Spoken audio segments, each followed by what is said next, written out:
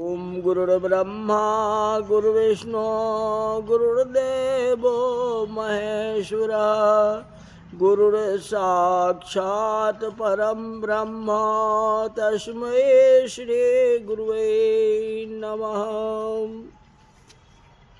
आज की कथा भागवत में इंद्र द्वारा विश्व रूप का वध। विश्व शब्द के दो अर्थ होते हैं।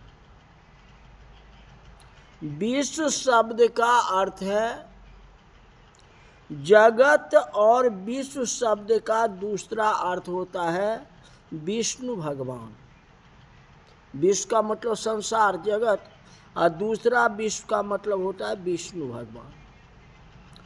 विश्वम विष्णु वसटकारः।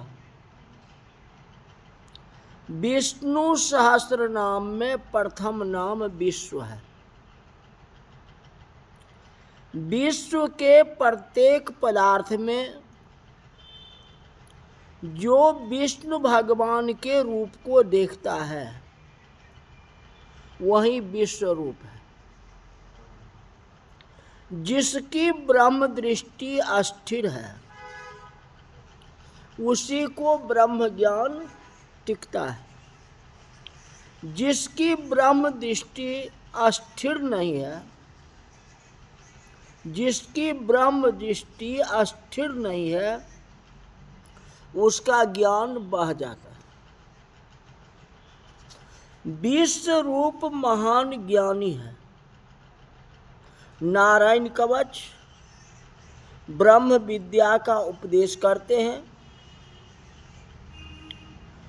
जिसकी ब्रह्म दृष्टि अस्थिर है उसका कोई शत्रु नहीं है, न उसका कोई मित्र है। यह जगत के साथ बैर करता ही नहीं, जगत के साथ वह प्रेम भी नहीं करता। विश्व रूप की ब्रह्म दृष्टि अस्थिर हो गई थी। एक बार राक्षस आए और विश्व रूप से कहने लगे यज्ञ में हमको भी आहुति देना।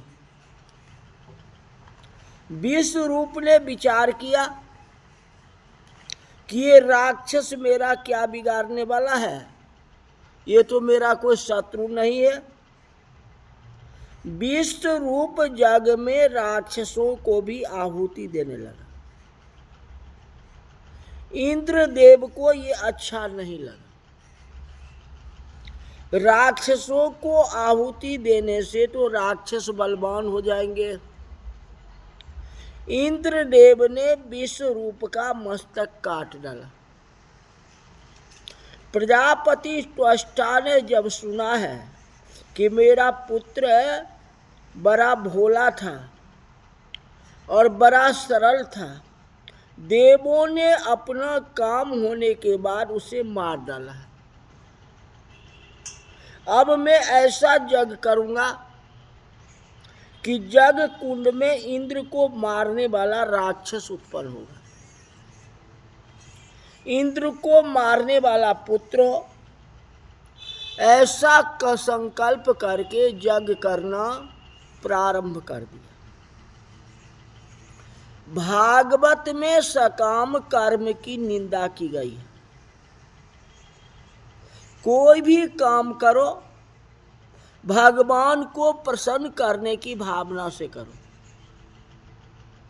लोग मेरी प्रशंसा करेंगे, लोग मेरे लिए अच्छा बोलेंगे, ऐसा अपेक्षा रखना नहीं है।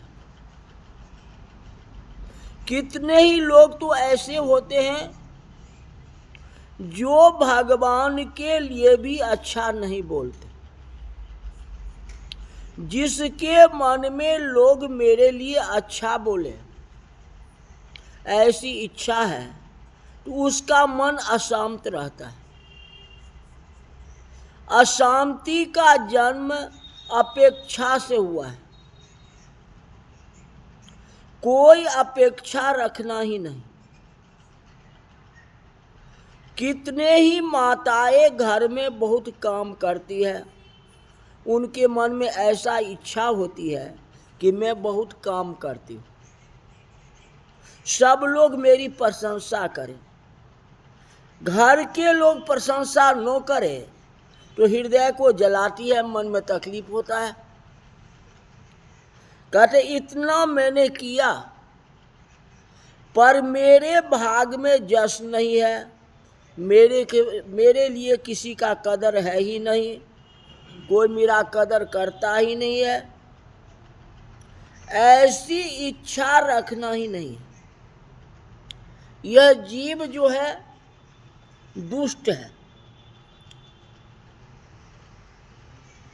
यह जीव ईश्वर को कदर नहीं करता तो जीव जीव की कदर कैसे करेगा?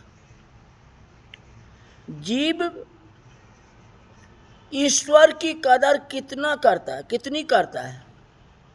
कोई मानव मेरी कदर करे ऐसा कभी मन में नहीं रखना चाहिए।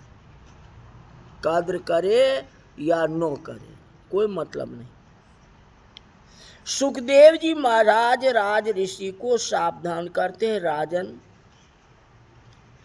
परमात्मा को प्रसन्न करने की भावना से सत्कर्म करना चाहिए।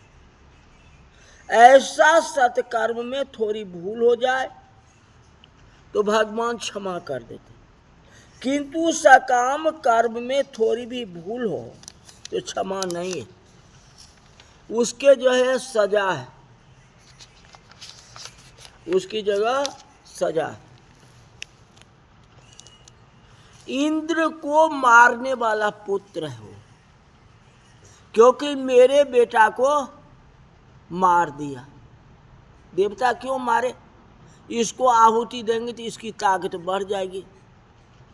और उसके पिता त्वष्टा के मन में आ गया जी मेरे बेटा को मार दिया। जो हमारे बेटा को मारा मैं उनको मार दूंगा। तो हम तो खुद नहीं मार सकते, लेकिन ऐसी राक्षस को तो उत्पन्न कर सकता है जग में। प्रश्न आया इंद्र को मारने वाला पुत्र हो, ऐसी इच्छा रह के त्वष्टा जग करने लगे। आज जग के मंत्र में थोड़ी भूल गई। इंद्र शत्रु मेरा है ऐसा बोला गया। इंद्र से द्वेष होने के कारण ई को ई गुरु और शत्रु को शत्रु यानी उकार को भी उकार अर्थात गुरु स्वरों में बोल देने से मंत्र का भावार्थ बदल जाता है। इंद्र को मारने वाला के स्थान पर इंद्र से मरने वाला ऐसा अर्थ हो गया। इससे इंद्र के हाथों मरने वाला पुत्र उत्पन्न हो, इससे इंद्र के हाथों मरने वाला पुत्र उत्पन्न हुआ। सेंटेंस तो उसने बनाया, ये सेंटेंस गलत हो गया, संकल्प भी गलत हो गया। संकल्प तो ऐसा करो ना, आखिर इंद्र का नाम तो आएगा, इंद्राय स्वाहा तो होंगे, सूर्याय स्वाहा तो होंगे, मंत्र कहाँ जाएगा? उसमें जो है कैसे करोगे? अब ट्रांसलेट ऐसे करोगे तो वो होगा ही नहीं, संभव ही नहीं है। तो ये बातें जो है उल्टा हो गई, संकल्प ही उल्टा हो गया। कहते मंत्र में भूल होने से अनर्थ हो जाता है, इसलिए कोई मंत्र का संकल्प ही पक्का होता है। आप सही संकल्प लेंगे तो पूजा जैसे मर्जी वैसे करा दो, ये संकल्प जो है पक्का होना चाहिए। भार्या रक्षतु भैरवी, इसके स्थान पर भार्या भक्षतु भैरवी अगर आप उच्चारण कर दे तो है वही चीज, वही में भक्षतु कह दे तो भक्षण करने वाला हो जाएगा ना, क्या हो? फिर तो जग कुंड में एक भयंकर राक्षस बाहर आया। अब उसका नाम क्या था? तो वृत्रासुर। वृत्रासुर देवों को त्रास देने लगा। बहुत बड़ा बलवान था, जन्म तो होगा ही राक्षस को, संकल्प चाहे जैसा भी हो। देवों ने परमात्मा की स्तुति की, प्रभु ने आज्ञा दी कि उस आज्ञा के अनुसार दधीची ऋषि के अस्थियों का वज्र बनाया जाए, और उस वज्र में परमात्मा ने अपना तेज डाला। अब उस वज्र को हाथ में लेकर के इंद्र वृत्रासुर के साथ युद्ध करने के लिए गया। कोई तो बहाने हो ही गया, अब इंद्र मरेगा नहीं। भयंकर युद्ध हुआ। युद्ध की कथा बहुत वर्णन की है। इंद्र के हाथों में वज्र है और वज्र में नारायण है। इंद्रदेव को भगवान का दर्शन नहीं होता है। वृत्रासुर राक्षस तो है, किंतु श्री कृष्ण कृपा प्राप्त देवीय जीव है। वो कृष्ण का बहुत बड़ा भक्त था। वृत्रासुर को वज्र में भगवान का दर्शन हुआ। वृत्रासुर भगवान का स्तुति करता है। इंद्र को कहा कि इंद्र, इस युद्ध में तेरी जीत होने वाली है और मेरी हार होने वाली है। मेरी भले ही हार हो, लेकिन मैं ऐसा मानता हूं कि मेरे ऊपर भगवान की कृपा है, क्योंकि इस वज्र में भगवान कृष्ण को मैं देख रहा हूं, इसलिए मेरी हार होने वाली है। जीत तो मानव कृपा समझता है।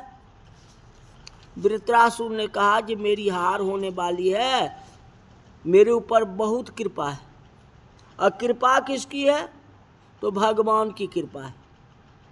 कब समझना चाहिए? भगवान जिस जीव के ऊपर साधारण भी कृपा कर देते हैं ना, उसको लौकिक सुख ज्यादा देते हैं। जिस जीव के ऊपर भगवान विशिष्ट कृपा करते हैं, उसको अलौकिक आनंद देते हैं और लौकिक बिगाड़ देते हैं। भगवान का जीव लौकिक सुख के लिए बहुत प्रयत्न करता है। लौकिक सुख उसको मिले तो समझना कि भगवान की थोड़ी कृपा है। लौकिक सुख न मिले तो समझना बहुत कृपा है। और लौकिक जब बिगड़ता है तो मन लौकिक हट जाता है। लौकिक सुधरता है तो मन लौकिक में फंस जाता है। जीव लौकिक सुख अनेक जन्म में भोगता है। चलो प्रश्न पर। वृत्रासुर कहता है कि इंद्र, इस युद्ध में तेरी जीत होगी। स्वर्ग का लौकिक सुख तुम्हें मिलेगा और जो सुख भोगने के बाद तेरा पतन होने वाला है। तुम स्वर्ग के सुख के लिए कर रहा है ना, तुम्हारा स्वर्ग में पतन होने वाला है। इस युद्ध में मेरी हार होने वाली है, किंतु मैं भले ही हार जाऊं, मैं भगवान के धाम को जाने वाला हूं। सब दिन के लिए जाने वाला, भगवान के चरण में जाने वाला। मैं ऐसी जगह जाने वाला हूं जहां जाने के बाद जीव संसार में आता ही नहीं। तो मेरे ऊपर भगवान की बहुत कृपा है। तो चाहे तुम जीत जाओ या कुछ हो, हमारे पर भगवान की कृपा है। हार हो जाए, ये भगवान से हार नहीं हुआ, भगवान से मैं जीत गया, लेकिन तुमसे हार जाऊंगा, तुमसे हार जाऊं। भक्ति जब बढ़ती है तो अभिमान मरने लगता है। भक्ति जब बढ़ती है तो हृदय दीन बनता है। वृत्रासुर को ऐसा लगता है कि अभी भगवान की सेवा करने के लिए मैं लायक नहीं। मेरी ऐसी इच्छा है कि आपकी सेवा स्मरण करने वाले अपने भक्तों का मुझे नौकर बना दो, मैं भक्तों का दास बनूं। बड़े लोगों का ऐसा स्वभाव होता है, जिस घर में जाते हैं उस घर के नौकरों को प्रेम से देखते हैं। मैं आपके भक्त को नौकर बनूं तो आपकी दृष्टि मेरे ऊपर पड़ेगी। अपने भक्तों को मुझे नौकर बना दो। मेरी आंख जहां जाए वहां मुझे आपका दर्शन हो। मेरी वाणी कृष्ण कृष्ण मंत्र का उच्चारण करे। जल के बिना मीन जिस प्रकार व्याकुल होता है, आपके वियोग में मेरा प्राण वैसे ही व्याकुल। आपके वियोग में मुझे अतिशय दुख हो। बहुत से संतों भगवान से यही मांगा है। श्री गोकुल छोड़ करके मथुरा में जब भगवान गए तो उसमें यशोदा माँ को जैसा दुख हुआ है वैसा दुख मुझे दो। श्री कृष्ण वियोग में नंद बाबा और गोप गोपियाँ जिस प्रकार व्याकुल हुए वैसा दुख मुझे दो। भगवान के वियोग में जिसका प्राण व्याकुल होते हैं वही भक्ति कर सकता है। कृष्ण वियोग में जिसका मन संसार में रमता हो वही भक्ति क्या करेगा। कहते श्री कृष्ण वियोग में जिसका मन संसार में रमता हो वह भक्ति क्या करेगा। आपके दर्शन के लिए मैं अति आतुर हूँ। आपके भक्तों का मुझे सत्संग मिले। वृत्रासुर बहुत सुंदर स्तुति करते हैं और 1 वर्ष तक युद्ध हुआ इंद्र और वृत्रासुर। वज्र से वृत्रासुर का मस्तक काट डाला है। देवों को स्वर्ग का राज मिला। अब वृत्रासुर के भगवान के चरण का राज मिला। अब इससे बढ़ के क्या हो सकता है बतलाओ। बोल वृंदावन बिहारी लाल की जय। हरि ओम।